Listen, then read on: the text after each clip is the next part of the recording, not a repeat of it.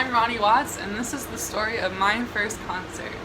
So, the story starts off in Brooklyn. I was with one of my best friends, and we were going to see Foy Vance, who is an incredible artist. I love him so much. And so we were really excited about it, but the night before, Ed Sheeran was playing in Barclays Center.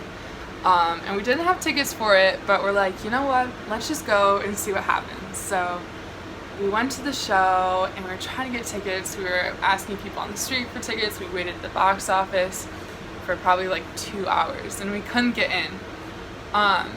So we ended up just standing outside the arena and just listening from the entrance.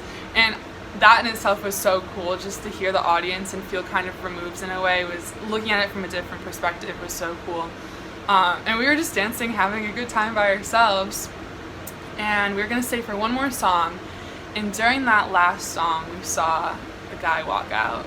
And that guy was Foy Vance, who we were going to see the next day. So we obviously go up to him and we say hi and that we're musicians and that we're seeing him tomorrow. And he was just so sweet and so kind, and he actually gave us his phone number and just to stay in touch for the next couple days, and since we are musicians, and it was so cool. So we went to his show the next day, and his show was just in a tiny little room, probably 30 people max, and we were front row, and it was literally just folding chairs lined up on like a little stage that was probably a foot high. And we're waiting for the show to start, and all of a sudden Ed Sheeran walks onto the stage. And I was just blown away. It was so cool. I immediately started just sobbing. It was such a surreal experience to see him because he's been such an inspiration for me.